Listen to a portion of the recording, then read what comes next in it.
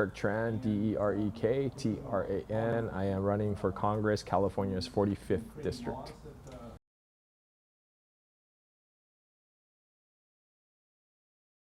For my first priority, it deals with abortion rights, the fundamental right of a woman to have healthcare access. The codification of Roe v. Wade is very big on that. My second priority deals with the economy. I think working class families are burdened by the rising costs in groceries. They don't get enough help with childcare. And my third priority would be housing. I think that's an issue for a lot of the families out here, whether it be rent, being able to afford rent, or first-time home buyers getting into their first home.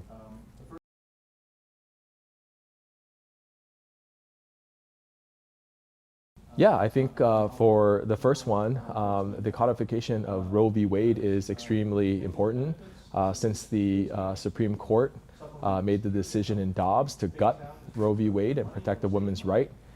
This is something that we can easily remedy by having control of the House, the Senate, and a president that's going to sign our bill to codify, common sense legislation such as Roe v. Wade. The second one, when it comes to rising costs for working families, we need more bills like inflation reduction. We need to make sure that we cap inflation reduction, cap the insulin cost at $35, right? So that's very important to working class families, where we also control greedflation. So that's the corporations that take advantage of consumers, just overbilling them, overpricing them for a myriad of reasons, maybe one of them being there's not enough competition out there. So we have to encourage competition and not allow companies to become monopolies. And the third, with housing, I think there's a lot of stuff that we can do with housing. One of them from the federal level deals with making sure that we open more federal land so we can build on them. This is a key issue where we know that the population is growing and the people need a way to live, a place to live, and affordable rent, or for first-time home buyers.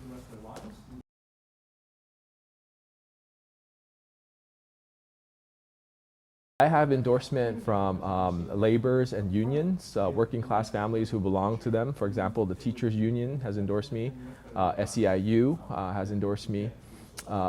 These are important endorsements because these are the working class people out there. I would also add that I'm a veteran, so Vote Vets has endorsed my candidacy for Congress, and Planned Parenthood has endorsed me as well.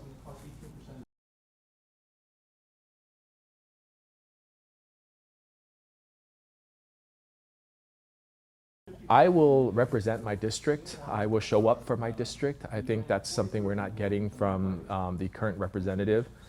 She has not shown up to anything. For example, today's event, she's not here.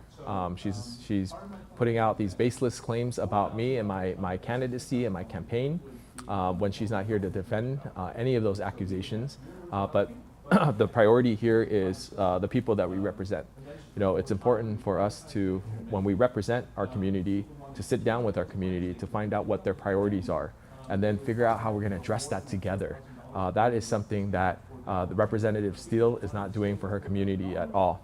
The other thing is I'm going to promise the people that it's not about party politics, it's about resources and opportunities for our district.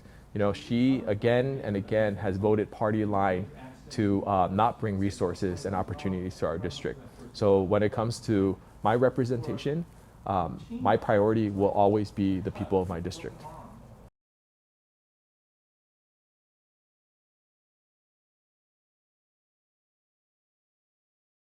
Yeah, I think we gotta make sure that they understand that they feel safe here, right?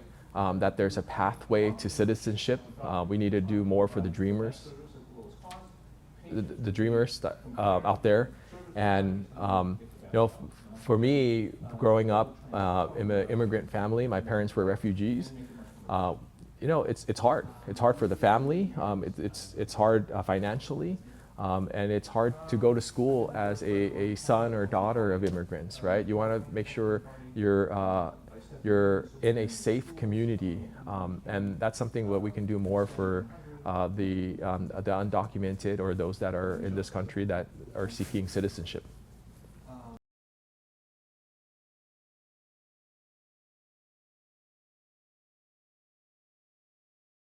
Yeah, I think there's a strong prop on the ballot right now that kind of gives control to cities where they can put in place rent control.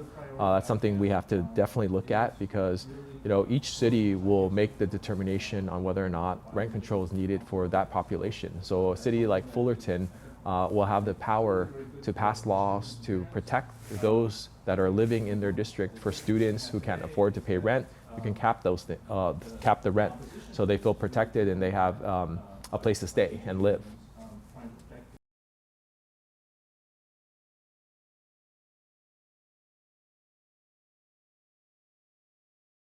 Yeah, I think that is a big issue. I just recently, maybe when I say recent, maybe within the last 3, 4 years, paid off my student debt. Right, I'm pretty old. I'm 40 something years old. That is a definite problem that we're having with education in our country. We need to make sure that bills and legislation like what President Biden has put in place to cut student loans, to reduce student loans, get actually approved and out there to the ones that need it the most, the students. Right now it's being tied up because the courts or the courts and those challenging it thinks it's unconstitutional. Right? But what's unconstitutional and what hurts our economy is the fact that the students and the young folks that are getting out of school, they're getting out with this huge debt in their pocket, and they're making money, and they're in the working. They're working just to pay off those student loans and can't afford anything, can't afford to save. So that's a big issue that we have to continue making sure that we support is the Biden student loan forgiveness.